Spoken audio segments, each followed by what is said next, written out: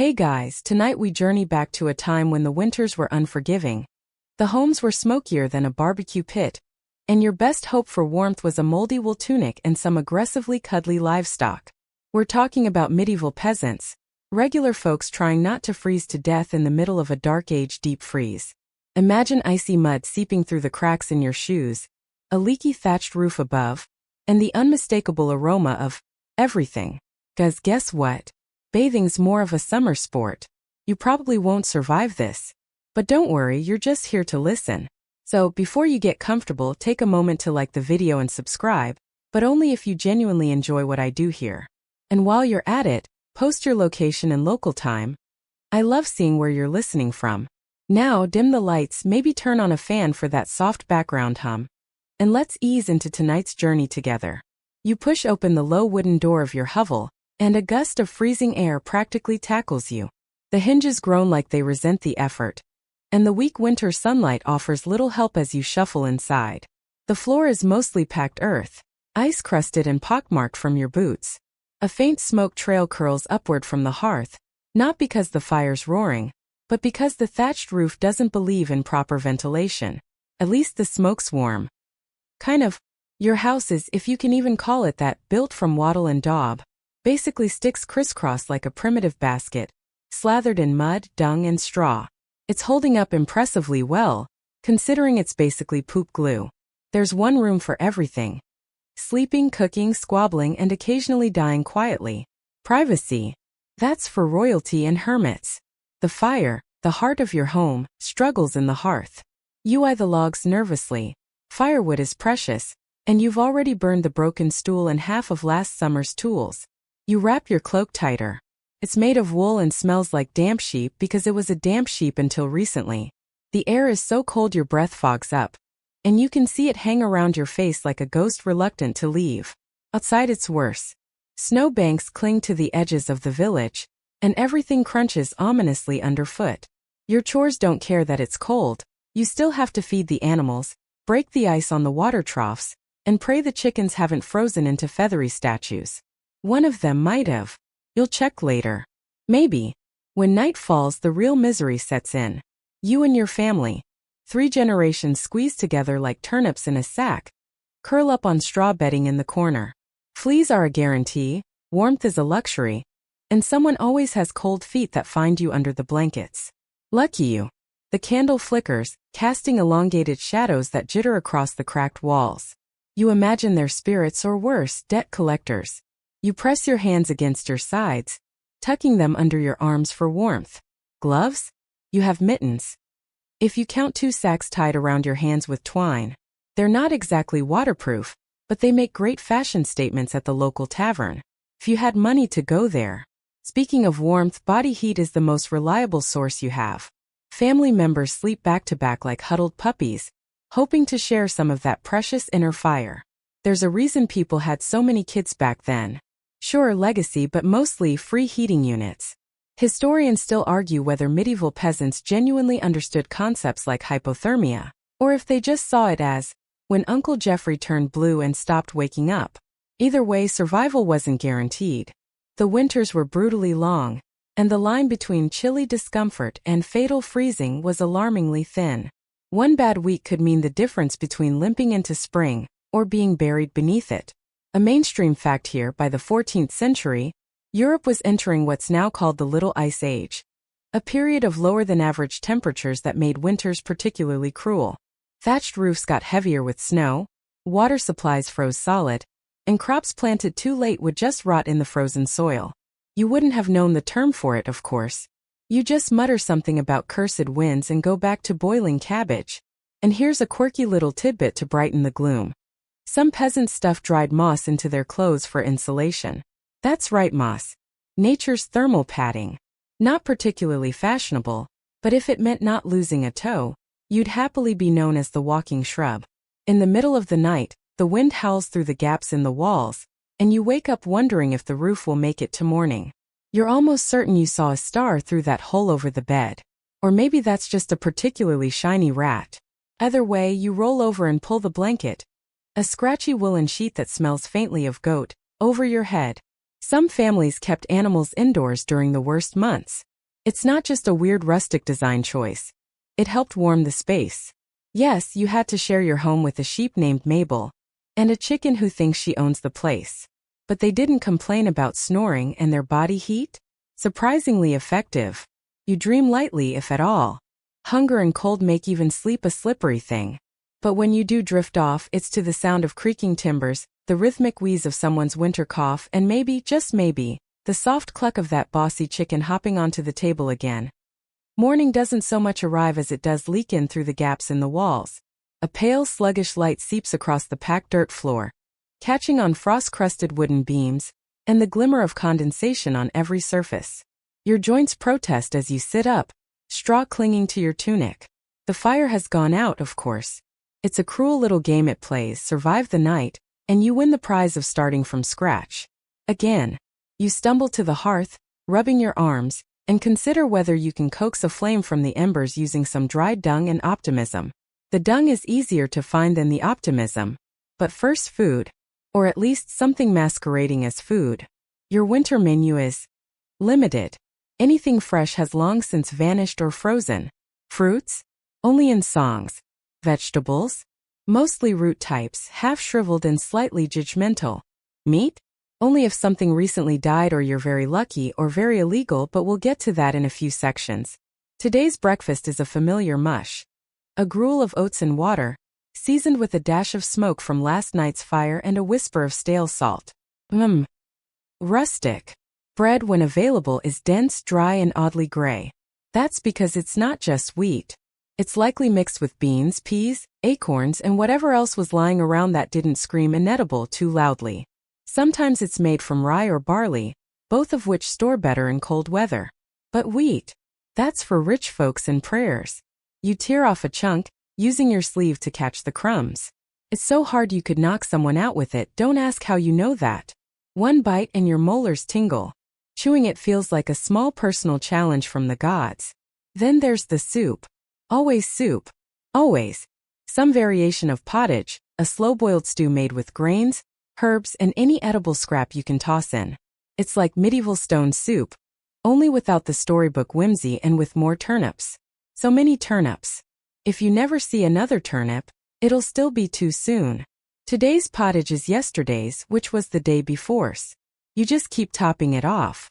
Add water, throw in a limp leek or two, maybe even a bone if someone was feeling generous.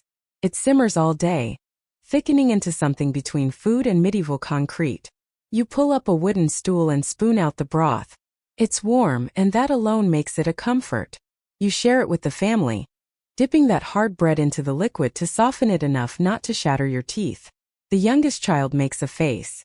He's too young to know that flavor isn't the goal. Survival is. Historians still argue whether these humble diets were as nutritionally disastrous as they sound. Some say that pottage could actually be quite balanced when it wasn't, 90% turnip and despair. Others believe vitamin deficiencies were rampant, leading to everything from scurvy to bone problems. Let's just say you wouldn't want to compare your peasant bones to modern x-rays, unless you enjoy the sight of historic osteoporosis. Of course, there were feast days, holy days scattered throughout the calendar where fasting was replaced by feasting. If you timed things right, you could enjoy dried fish, festive breads, maybe even a chunk of pork from the village pig slaughter. These were rare, bright spots in a diet otherwise defined by what hadn't spoiled yet. But everyday meals were simple, predictable, comforting in a dull, chewy sort of way. And sometimes that's enough. Here's a strange little tidbit for your sleepy amusement. In some places, peasants baked bread not in ovens, but by placing dough under a pile of hot ashes on the hearthstone. That's right, ash bread.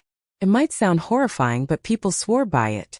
It gave the bread a smoky flavor, and you only had to pick out a few blackened chunks before eating. You glance over at the food stores, sacks of grain, bundles of dried herbs, some root vegetables stored in a cool pit dug below the floor. There's not much left. You mentally count the days until spring. You've done it 3 times this week already. You stretch your arms and glance out the tiny window. The village looks like a sleepy patchwork quilt.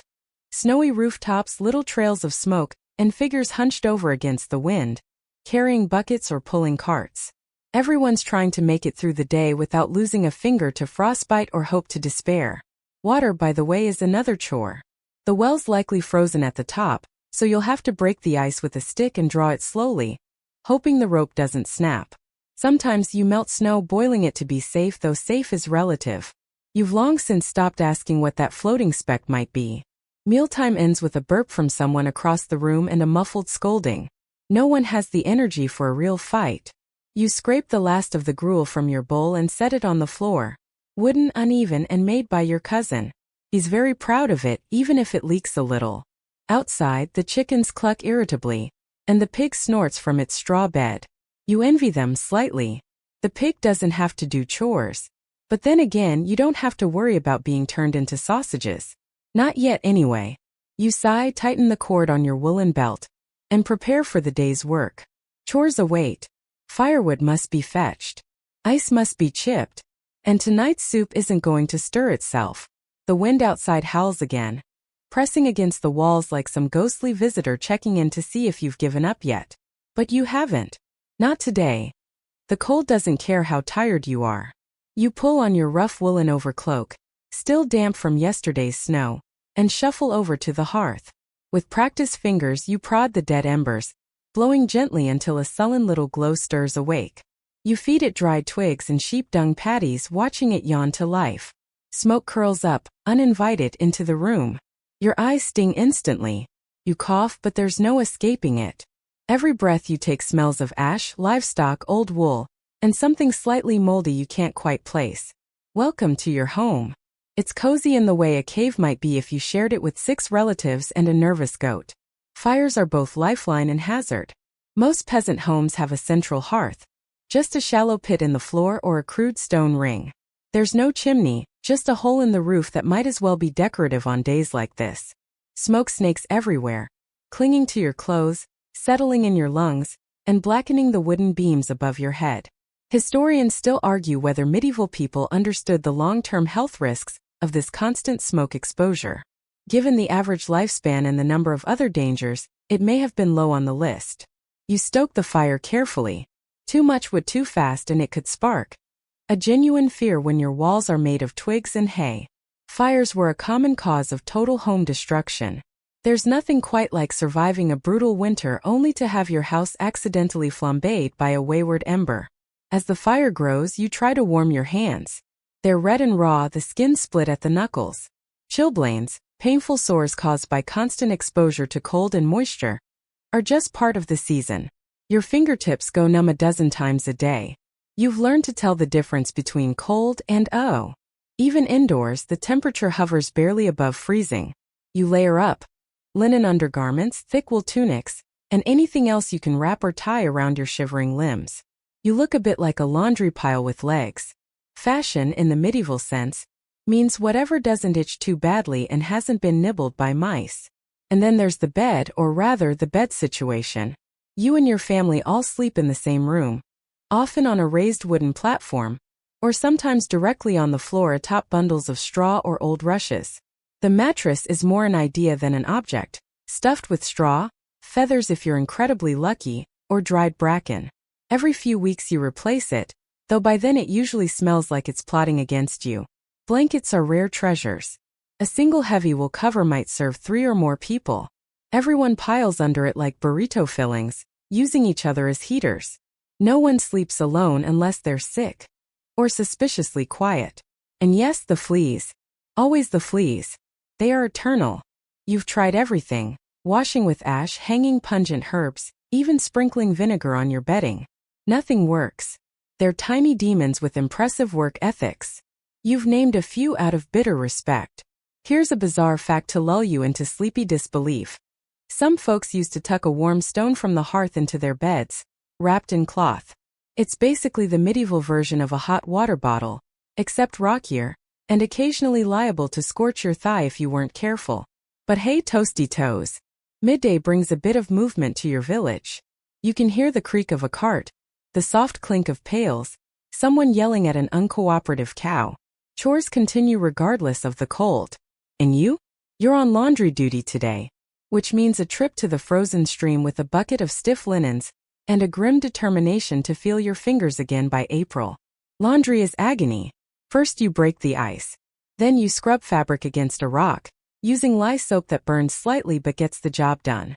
The water is so cold it feels hot for a second, that sharp stabbing sensation like your hands are both on fire and in ice. You finish quickly, fingers like sausages, and carry the sopping mess home to dry by the fire. Drying, of course, takes forever. The fire is small, the air is damp, and half the time your clothes just freeze indoors instead. You've worn shirts stiff enough to stand on their own. You tell yourself it's rustic armor. Historians still argue whether peasants truly accepted these conditions as normal, or simply had no choice. Probably both. Resilience wasn't romantic. It was survival. You didn't tough it out for honor. You did it because no one else was going to fetch water or cut kindling for you. And you don't have to do it all in silence. In the evenings, the small joys come out. Someone hums a tune while mending a cloak. Children play quietly with wooden toys or bits of string. Your grandmother, who seems to have known every winter since the invention of snow, tells a story while spinning wool. Her voice is rough, warm, and rhythmic. It drowns out the wind. A quirky old custom creeps into the memory. Some peasants would sprinkle dried mint or chamomile in the rushes on their floor, both to freshen the scent and to subtly repel vermin. Not quite a medieval Febreze, but you take what you can get. As you settle back in for the night, you notice a new draft whistling through the wall. You'll patch it tomorrow with a bit of moss and maybe some spare linen if any exists. For now, you slide under the blanket, pulling it to your chin, listening to the fire crackle and the wind groan through the eaves like an old ghost making its rounds. One of the children snores softly. A chicken rustles in its corner nest. Someone mutters in their sleep. It's not luxury. It's not comfort. But it's home. And it's warm enough. You wake to the sound of a rooster shouting its unsolicited opinion about morning, like some feathery town crier. Your neck stiff, your back sore. And for a moment you seriously consider staying under the blanket until spring. But the day doesn't care how you feel. The sun's low, pale, and almost reluctant, just like you. Outside, the world is one big ice sculpture. Trees look like glass, their branches sheathed in frost. Smoke trickles from the cottages around you. The village stirs. Slowly. As if every soul is negotiating a treaty with their own cold feet. Time to get to work. Winter chores are less about routine and more about survival roulette. You do what needs doing and then some just to keep life scraping forward. Today the woodpile looks scandalously low, which means a trip to the woods. Hooray. Nothing says fun like hauling logs through shin-deep snow. You grab the axe. More rust than blade, but it'll do. You wrap a strip of cloth around the handle to avoid freezing your fingers to it. A friendly little winter feature. Metal and skin become soulmates far too quickly in this weather. The path to the forest is more packed snow than trail, winding between crooked fences and grumbling livestock. You pass a neighbor carrying a sloshing bucket, probably water, possibly something you'd rather not ask about. You nod in grim camaraderie. That's the medieval winter spirit. Wordless acknowledgement of shared suffering. In the woods, you scan for fallen branches first. Live trees are harder to chop and not ideal, plus there are rules. Technically, most of the forest belongs to the local lord. Gathering deadwood is tolerated, but cutting live trees can get you fined or worse. Historians still argue whether enforcement of these forest laws was strict or spotty. Some records suggest peasants snuck in under moonlight to gather what they needed, risking punishment for the comfort of a warmer fire. Today you're playing it safe. Fallen limbs only. You drag a few hefty logs back toward home, breath fogging in front of you, arms aching. The sled you're using has one wheel missing. You pretend it adds character. Cutting the wood into usable pieces takes time and fingers. You've learned to keep yours out of the axe's path, but accidents happen. Your cousin still has a lovely collection of near misses on his left hand. Once chopped, the logs are stacked near the door. Not too close, lest rodents decide to throw a party. They'll dry out a bit before burning, though dry is a relative term in winter. Another essential task. Mucking out the animals. You brace yourself. The barn smells exactly as you remember. Like fermented straw and beastly secrets. You start with the chickens, who flap indignantly as you shuffle in. Their coop's a mess of feathers, old feed, and droppings.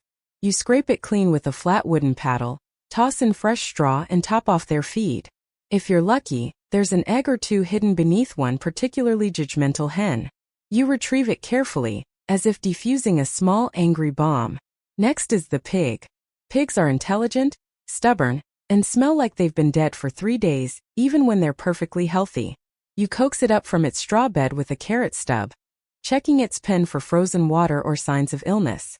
In winter, sick animals mean more than lost meat. They mean lost months of feed and warmth. You whisper sweet nothings to the pig as you clean out the filth. Snorts suspiciously. You two understand each other. Then the goat. The goat is plotting something. Always. You take a break with a chunk of bread and a sip of watered-down ale. Water is precious but questionable. Ale is safer and mildly distracting. Children are given the same, albeit weaker. It's not about getting tipsy. It's about not getting dysentery. Here's a quirky tidbit you might like.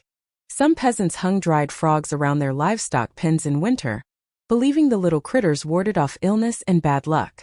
Frogs, tiny mummified sentinels of good health. It's unclear if this worked, but hey, the barn smelled bad enough already. What's one more oddity? Back inside, you scrape the muck from your boots at the threshold. The floor rushes, those woven mats of reeds or hay, have been replaced again, this time sprinkled with dried lavender.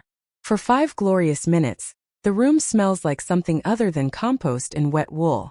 The rest of the day is dedicated to mending. Clothes, tools, fences. Everything breaks in winter. You sit by the fire with a needle and patch a hole in your tunic. The stitches aren't pretty, but they'll hold. That's the theme of the season. Not perfection, but persistence. Your sister works beside you, rethatching a broken broom. She tells you the neighbor's cow gave birth too early. The calf didn't make it. Everyone nods and doesn't say much. It's not cruelty. It's just winter math. You spend an hour reinforcing the door with extra planks. The last windstorm rattled it nearly off its hinges. If the wolves come sniffing again, you'd rather they didn't just walk in. Historians still argue whether wolves were a real daily threat to peasants or more of a boogeyman. There are recorded attacks, yes, but it might have been exaggeration fueled by fear and howling winds. As night falls, you return outside one last time, lantern in hand. You check on the animals again, make sure no firewood's wandered off, and gaze up at the sky. The stars are shockingly bright. So clear they look like pinholes punched in black velvet. No smog, no city glow. Just cold constellations and your breath turning silver. You shiver and head inside, stomping snow from your feet. The fire's low but cheerful, the room dimly golden. Your family settles in around it. Someone humming, someone snoring already. Outside, the wind picks up. It drums on the roof like fingers tapping a warning. But the walls hold. The fire holds. You hold. Tomorrow brings more chores. More cold. But for tonight, the logs are stacked, the animals are fed, and your boots are drying near the hearth. Sleep comes slowly but surely. You dream of summer. Green fields, warm sun, the feel of grass under bare feet instead of frozen mud clinging to your boots. But the moment your eyes open, you're greeted by the unmistakable scent of damp wool and stale fire smoke. Winter hasn't gone anywhere. You stretch under the shared blanket, careful not to jostle your sleeping siblings. Someone's snoring with enough force to rattle the rafters. A soft cluck from the corner tells you the chicken is awake too. You lock eyes for a second. It blinks. You blink. It wins. Breakfast is thin. Stale rye bread dipped in watered-down ale, and maybe a smear of last summer's turnip mash. Your stomach grumbles like it's auditioning for a play. But you chew anyway, staring into the hearth as the flames stretch lazily across blackened logs. Food is the ghost that haunts every winter day. You never stop thinking about it. How much you have. How much is left. How much is already moldy or nibbled by things with too many legs. Your root cellar, if your household is lucky enough to have one, is a small cold miracle. Dug into the earth and lined with straw, it holds what's left of your harvest. Wrinkled apples, shriveled carrots, hard cabbages that double as self-defense weapons. There are turnips too. So many turnips. You start to question whether you're actually just a turnip who learned to walk upright. You venture down to check the supplies, holding a dim lantern. The air smells of soil, mold, and quiet desperation. A few potatoes have turned. You toss them out, watching them splatter in the snow like sad little meteors. Historians still argue whether medieval diets were quite as monotonous as we assume. Some say peasants found clever ways to vary meals with herbs, dried mushrooms, and fermented odds and ends. Others suggest that for months on end, people mostly just chewed whatever didn't bite back. And yet, there's ingenuity here. You take out a chunk of dried meat, so tough it could be a roofing tile, and soak it in water for stew. It'll soften eventually. You toss in dried peas and a handful of whatever leafy bits survived last week's frost raid. The result won't be gourmet, but it will be warm. And that's halfway to delicious when your bones feel like icicles. Lunch is shared around the fire, everyone hunched close, wooden bowls in hand. The stew smells edible.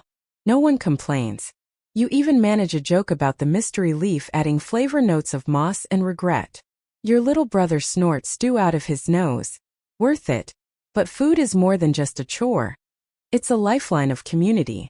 You remember yesterday, when the widow across the lane dropped off a crust of barley bread. In return, your mother sent back a cup of broth. You don't talk about it, but everyone knows the quiet rules. If someone's short this week, someone else shares. Not out of charity, but out of survival math. If one family goes hungry, everyone's next. Sometimes the village gets lucky. A local noble donates salted fish or dried grain during especially bad winters. Other times, the church steps in, handing out bread or boiled gruel to the most desperate. But that's rare and supplies are limited. There's a reason folks pray harder in winter. Cold turns everyone into sudden theologians. And then there are the foragers.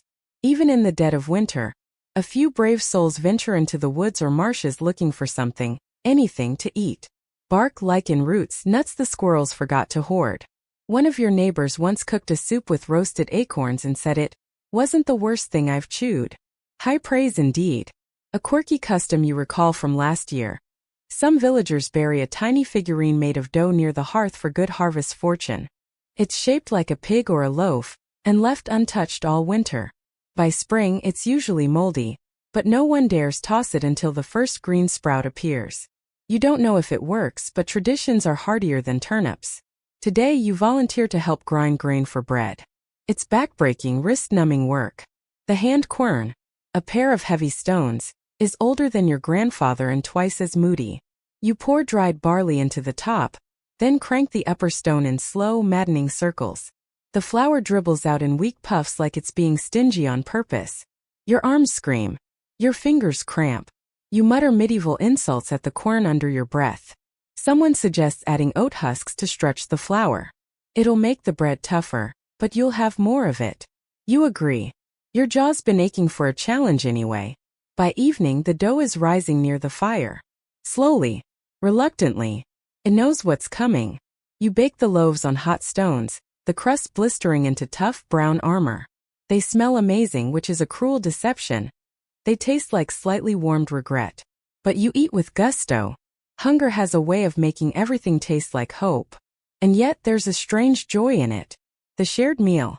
The small warmth. The feeling that, for one night, the pantry didn't betray you. Even the animals seem calm. The pig snores. The goat glares contentedly. Historians still argue whether peasant hunger in winter was truly constant, or just cyclical. Some evidence suggests stretches of relative comfort between bouts of scarcity. But most agree that lean times were expected, feared, and talked about with the grim humor of people who know the inside of an empty pot too well. You finish your meal, licking the last crumbs from your fingers. Someone sings softly by the fire. An old lullaby about spring and flowers and a mythical time when you weren't freezing to death. You rest your head on a sack of grain, bundled in every cloth you own. Outside, the wind howls. Inside, your belly is, if not full, at least no longer crying. And that's enough for today. The sun rises like a reluctant promise, dim, pale, barely warmer than moonlight. You're already awake. Not because you want to be, but because the chimney coughed smoke into your face mid-dream. Again. You blink through the haze, brush soot from your brow and sigh.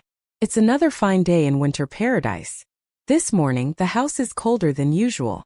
A frost has crept inside, sneaking through every crack in the wattle and daub walls. Your breath curls in the air like a ghost searching for coffee. Your sister throws a blanket over her head and mutters something about becoming a bear. A tempting lifestyle, honestly. You stoke the fire, feeding it twigs and hope. The coals are stubborn, but finally flicker into flames. The warmth begins its slow crawl across the room, like a cat deciding whether or not it likes you. Time to get dressed. Which means putting on the same clothes you've been wearing all winter. wool tunic, hose, and a pair of boots that might once have been waterproof back when they still had soles. You layer on a second tunic, cinch your belt, and tie a spare bit of cloth around your neck. Fashion? Not even on the list. You dress like a potato trying to survive. Winter clothing for medieval peasants wasn't elegant, but it was clever. Wool was your best friend, thick, water-resistant, and itchy enough to remind you you're alive. You might have a hood, sewn into your outer tunic or separate, to keep your ears from falling off. Fur if you're lucky. If not, more wool. Historians still argue whether peasant clothes were uniformly drab or whether they occasionally featured bits of color, strips of dyed fabric, hand-stitched embroidery, little flourishes that broke the monotony. You like to believe the latter. Even in hardship, humans find ways to be a little fabulous. Once wrapped up like a cabbage, you trudge outside. The snow crunches underfoot. Not the crisp, fluffy kind you see in holiday cards, but dense, grayish snow that squeaks like it's protesting your existence. You squint into the white glare. Everything looks like it's been dipped in chalk dust. Today you're on insulation duty. Roofs in winter are tricky things. Thatch is great for rain but terrible at keeping heat. And the gaps, oh the gaps, become wind tunnels that deliver Arctic breezes directly to your pillow. So up you go, ladder creaking, hands numb, muttering prayers to every saint who might be in charge of roofing. Your job is to patch gaps with straw, moss, and mud. A messy, freezing, and altogether undignified endeavor. At one point you slip, dangle by your belt, and consider just staying there forever. The view's not bad, and at least the snow offers a soft place to fall. Below, someone is fetching water from the nearby stream. Now a half-frozen ribbon with edges like shattered glass. Buckets clang. Ice cracks. The job is brutal. You're grateful it's not yours today. Water's essential, but winter makes it tricky. The village well is deep and moody, sometimes frozen over completely. You've heard stories of people dropping heated stones into it to thaw just enough space for a bucket. Others just use snow. Melted, strained, and boiled to avoid the surprises. Quirky tidbit. Some households added charcoal to their stored water to purify it. Science was a bit fuzzy on details, but hey, it looked dramatic. Back on the roof, your fingers turn impressively purple. You finish patching the worst bits, climb down, and stomp your feet to get the blood moving. One of your toes whispers that it's considering early retirement. You warm yourself at a neighbor's fire. She offers a mug of broth, thin, oniony, and wonderful. You sip it slowly, letting it unthaw your insides. Her toddler is curled up nearby, gnawing on a bit of hard bread like it's a precious gem. You smile. She smiles. No words needed. That's the thing about winter. It strips life down to the essentials. Warmth, food, shelter, people. You head back to your own home, stopping to help repair a broken fence. The sheep got clever last night, finding a gap and staging a tiny rebellion. They didn't get far, just stood near the hay pile looking guilty. Still, the fence needs mending and you're good with knots. Rope work becomes a meditation. Over under, pull tight. The wind bites your cheeks. Your breath steams. Someone jokes that your face looks like a turnip's. You can't argue. Inside, your mother is layering straw across the floor again. A mix of new rushes and dried herbs, lavender, thyme, maybe even a few crushed mint leaves if she's feeling fancy. Not just for smell. The herbs discourage lice and fleas, which thrive in close quarters and warm fires. Historians still argue whether these strewn floors were hygienic marvels or barely managed pest parties. Either way, they were necessary, and you're grateful for the momentary illusion of cleanliness. Dinner is a thin porridge, oat-based, with a single slice of dried apple floating like a shipwreck. You share it anyway. A little sweetness lifts everyone's spirits. Your cousin tells a story about a man who sold his soul for a magical cow that never stopped producing butter. The cow was later eaten by a dragon. Moral unclear. Laughter, however, is warmly received. As the sky darkens to blue-black, you seal the door with a board and a prayer. The wind howls. Somewhere in the woods, a branch snaps like a warning shot. You check the shutters. Tighten the latch. Add another log to the fire. And then you sit. Just sit. Let the warmth crawl up your arms and into your shoulders. Let your eyes drift. Let the weight of another day spent surviving settle over you like a thick, comforting cloak. Winter's still here. But so are you. The cold plays tricks on your mind. You wake unsure if it's morning or just a lighter shade of night. The fire's gone quiet, embers curling in on themselves like sleepy red snakes. You shuffle closer, fingers splayed, trying to soak up warmth that barely exists. Someone beside you grumbles and pulls the blanket tighter. It's hard to tell how many days have passed since the snow really settled in. Time in winter isn't tracked by clocks. It's marked by how many sticks are left for the fire, how many meals remain in the pantry, how many fingers go numb before breakfast. And yet, today is different. You can hear it. There's music. Faint, off-key, charmingly chaotic music drifting from the village square. Pipes a drum, laughter. Actual laughter. You pull on your boots and your third-worst cloak and trudge outside to investigate. It's a feast day. Not because anyone feels especially festive, mind you, but because the church calendar says so. And when you're surrounded by bleak skies and rationed porridge, any excuse to light a bigger fire and roast something, anything, is seized with wild-eyed enthusiasm. Today? It's Candlemas. Or maybe St. Bridget's Day. The lines blur when you're a peasant with frostbitten ears, and only half a calendar hanging near the hearth. But it's a feast day, and that means something rare. A break in the routine. People are gathering bundled like burritos, smiles peeking out from under hoods and scarves. Someone's dancing badly. Someone else is already a little too into the ale. You spot the village priest chatting with the baker, both of them laughing over something involving a goose and a snowdrift. In the center of the square, a pig roasts on a spit. It's small, scrawny, possibly stolen from someone's nightmares, but it smells like heaven dipped in garlic. A rare treat. Not every family could afford to slaughter livestock midwinter, so often these feasts were communal efforts. Everyone pitching in a little something to create a meal worth remembering. You recall that one household donated onions. Another brought honey. You contributed 2 turnips and a haunting rendition of a seasonal folk song. Contribution accepted. Feast days in medieval villages were social glue. They reminded everyone that life wasn't just toil and frostbite. There was still room for dancing, for stories, for teasing your cousin about that time she fell in the duck pond last year and screamed like a banshee. These moments helped people survive. Not just physically, but emotionally. Laughter was the insulation between despair and surrender. Historians still argue whether these peasant celebrations were genuinely joyful or if they were more like mandatory morale boosters, led by the church and tolerated out of obligation. The truth, you suspect, is both. There's duty here, but also real joy, real release, real human connection. You sip spiced ale, warm and just strong enough to make your teeth feel like they're humming. A group of children runs past, chasing a makeshift ball of rags. One slips, faceplants spectacularly, and pops up laughing. Someone throws a handful of flour in the air for effect. A terrible idea, but it looks magical in the lamplight. A quirky tidbit. This feast includes a blessing of the candles. Each family brings their wax stubs or newly dipped tapers to the church, where the priest waves incense and mutters prayers to keep away evil spirits and kitchen fires. Your candle is stubby and slightly bent, but it burns straight and true during the ceremony. You take that as a sign, a good omen, or at least a not awful one. Later, as darkness returns, stories begin. You sit with your back against a warm stone wall, belly full for the first time in weeks, listening to an old man with a voice like gravel dipped in honey. He speaks of wolves that wear human faces, spirits that ride snowstorms, saints who turn bread into birds. Every story ends with a wink or a knowing glance, like he's not entirely sure their lies. A woman chimes in, telling of her grandmother's encounter with a winter crone, a figure cloaked in rags and ice who rewards those who share their last crust and punishes the greedy by turning their feet to stone. You glance at your boots. Just in case. These tales aren't just for fun. They teach, warn, remind. A communal memory wrapped in metaphor. You file them away between your ears, knowing you'll tell them someday too. The fire roars higher now.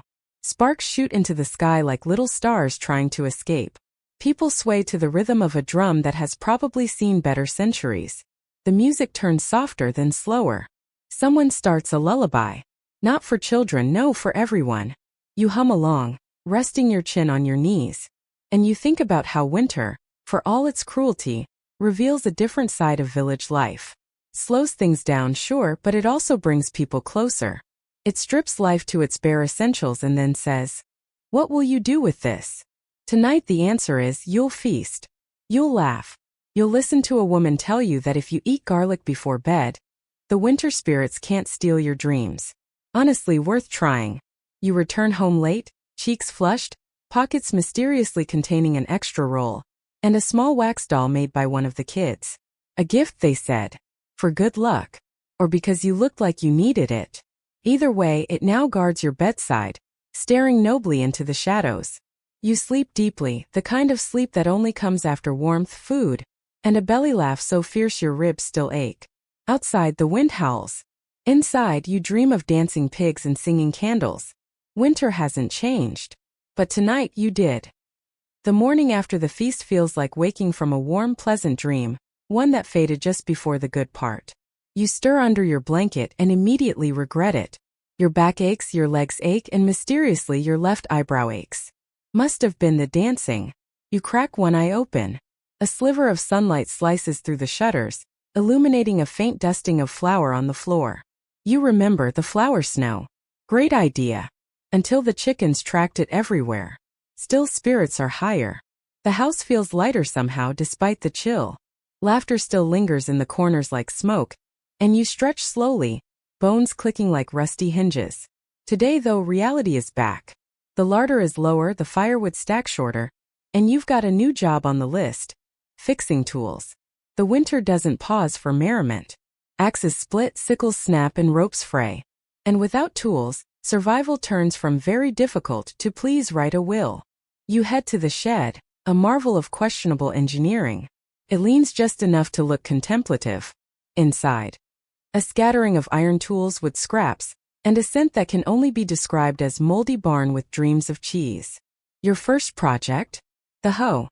It's bent at an angle that suggests it tried to fight a tree and lost. You heat the iron near the fire, tapping it gently against a flat stone until it's less wobbly. You don't have a proper anvil, so the stone will have to do. You hum quietly, not the feast music but a work tune slow and steady.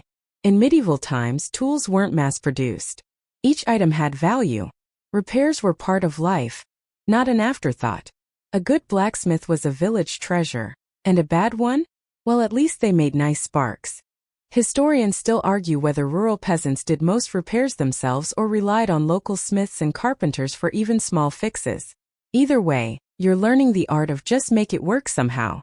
You mend the handle with a sliver of wood, bound in soaked rawhide that tightens as it dries. It won't win any awards, but it'll dig a trench. Probably.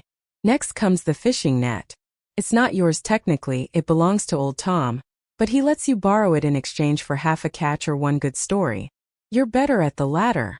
The net is a lacy mess of snapped twine and ambitious knots. You settle near the fire and begin reading it, fingers moving rhythmically, almost hypnotically.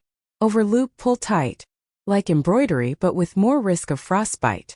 Fishing in winter is a gamble. Rivers freeze, fish hide, and the ice threatens to turn you into a cautionary tale. Still, some villagers swear by it. If you break the ice near the shallows and set the net just right, you might catch eels. Slippery little monsters. Taste like regret with a hint of mud. But they're full of fat, and that's gold in winter. You once saw someone fall through the ice while fishing. They came out sputtering, purple and furious. Claimed a water sprite pulled them down. The real culprit? A weak patch and poor judgment. But you let them have their story. You finish the net and hang it to dry. A child passes by and calls you net wizard. You accept the title with dignity. Your robe is actually just your oldest tunic and your wand is a stick, but the vibe is there. Inside the house, your aunt is repurposing fabric. Old clothes, ragged and thin, are being turned into mittens and scarves. Nothing is wasted. Even the tiniest scraps find a second life. As patches, stuffing, or emergency fire starters. A quirky tidbit. Some medieval peasants used urine to set dyes in cloth. Not something you do today, but back then, perfectly normal. If a shirt smelled interesting, it just meant it was properly dyed. You help sort the cloth. Most of it's drab, but a few pieces shine. A red sleeve from a festival dress.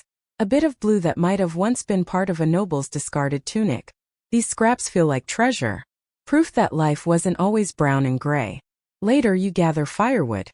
Not the good stuff, that's long gone, but branches, kindling, and anything dry enough to burn without filling the house with tear gas. You remember the time someone tried burning green pine. The coughing fit lasted 2 days. You carry the bundle back as snow begins to fall. Not the hard, punishing kind, but the soft, drifting flakes that make everything quiet. You pause, letting one land on your sleeve. It melts slowly like it's reluctant to go. By now you've learned the signs of a storm. Wind shifting, birds going silent, that weird pressure behind your eyes. A bigger snow's coming. You tell the others. Preparations begin, shutters checked, food gathered near.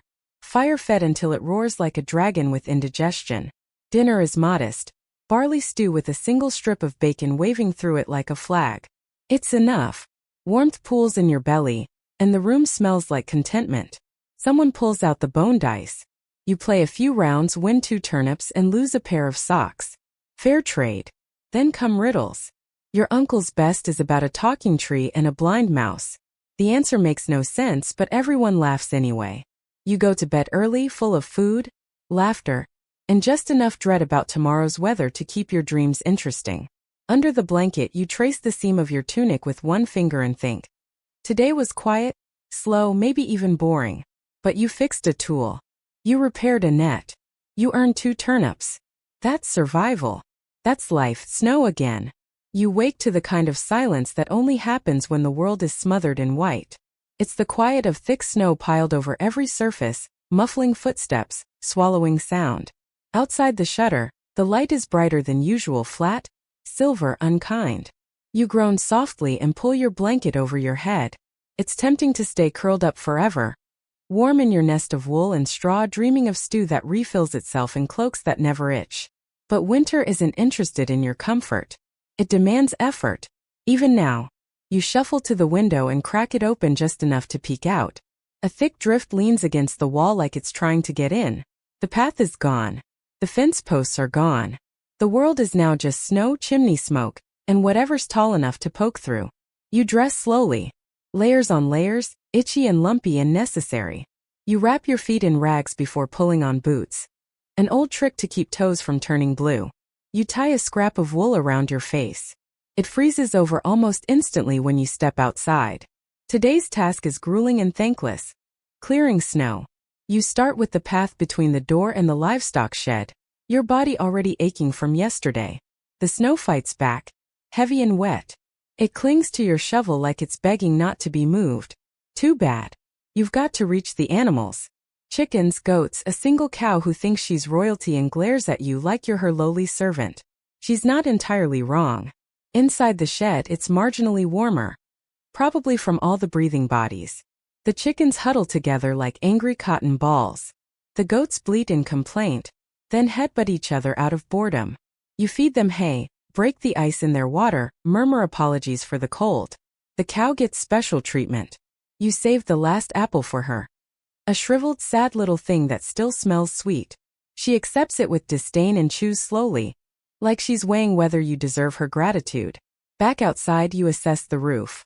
It's bowing under the weight of the snow. That's a risk. If it caves in, there go your animals, your milk, your eggs, your food chain. You grab a long pole and begin knocking snow from the top, flinching every time a heap crashes down beside you. A sudden wind gust blows snow directly into your face. You curse. Quietly. With feeling. Even the chickens look mildly offended. Historians still argue whether most peasant homes and sheds were built strong enough to handle these kinds of winters, or if collapse was a common threat. You're leaning toward the latter, judging by the sound your shed just made. You brace a beam inside with a log and hope for the best. On your way back, you stop at the village well. It's frozen. Of course it is. You chip away the top with a heavy stick until you can draw up a bucket. The water's so cold it stings your hands, like touching a ghost that hates you. You carry it home carefully, already dreaming of tea. Inside, your aunt is tending the hearth. She's heating stones to place in the beds. An old trick to warm the straw before sleep. You place one by your feet now, curling your toes around it like a cat. She ladles out lunch. Thick bread, onion broth, and a scrap of cheese so tiny you swear it's shrunk out of spite. But it's food, and that's enough. You spend the afternoon spinning wool. It's not glamorous. The spindle wobbles. The wool catches. Your fingers, already stiff with cold, struggle to pull it evenly. But after a while there's a rhythm. Spin, draw, twist, wind. It becomes meditative, like chanting or chewing or swaying in time with a lullaby. You think about the future. Spring feels far away, almost imaginary, like a rumor whispered by an unreliable bard. But it will come. It always does. And when it does, there will be planting. Mud. Rain. Sunburns. More mud. For now, though, it's just wool and waiting. A quirky tidbit. Some peasants believe that spinning on certain feast days could bring bad luck, twisting the thread of fate the wrong way. You wonder if today is one of those days, then shrug and keep spinning. Fate will have to untangle itself.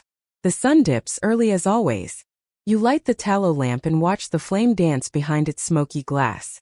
The shadows it casts on the wall look like old stories trying to sneak back in. Your uncle starts singing softly, an old winter tune about a soldier who married a snow witch and turned into a deer. It's haunting and ridiculous and lovely. Later you write in your head.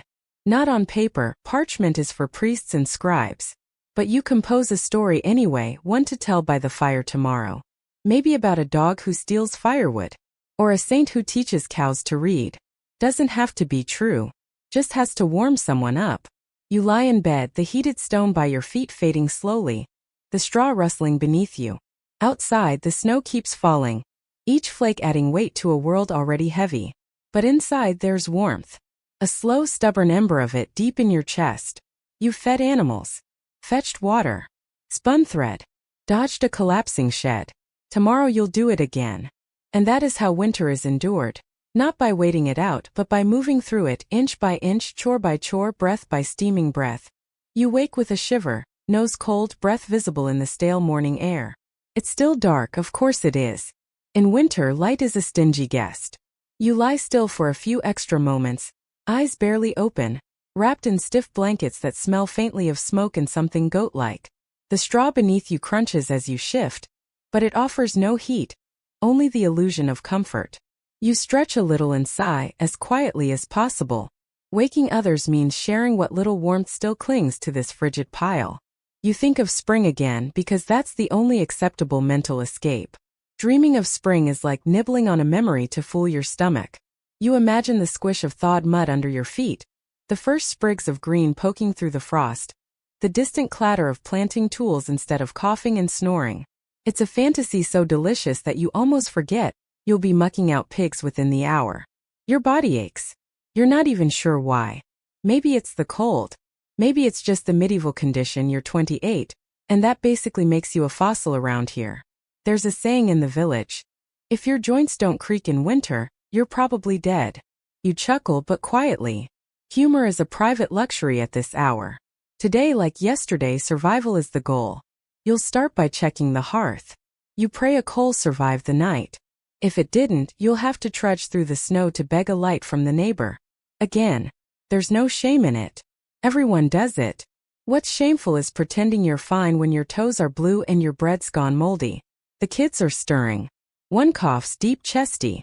You press a hand to their forehead. Warm. Too warm. You mumble a quick prayer, not out of habit but genuine fear. Winter doesn't just take. It waits patiently, hidden in fevers and chills. Historians still argue whether cold or disease claimed more medieval lives each winter. It's a morbid debate, but when you live here, it's more than academic.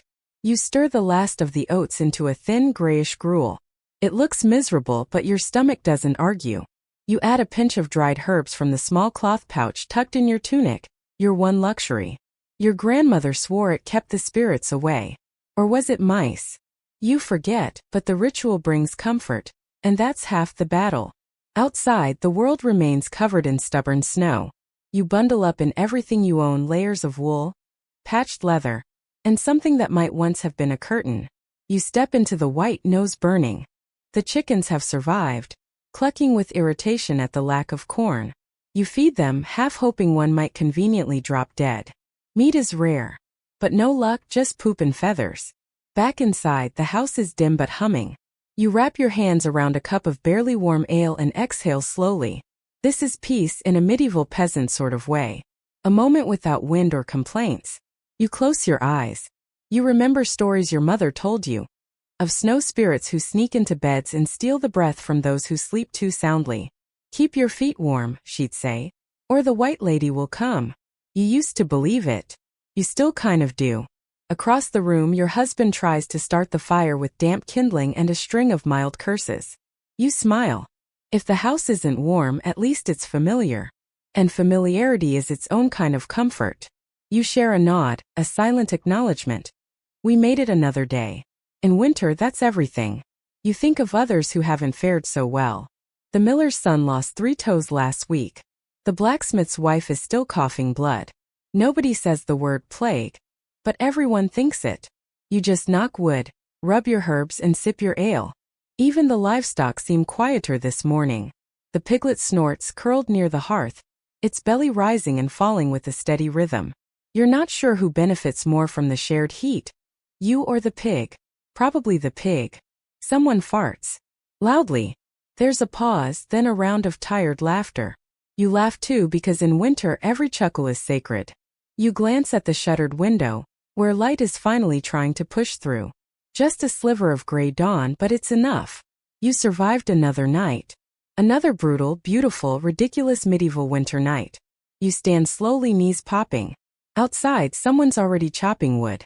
You envy their energy. But you also know that spring is coming. Not today, not tomorrow, but someday. And when it does, there'll be mud and planting and warmth. And flies. And blisters. And your roof will probably collapse again. But you'll be alive.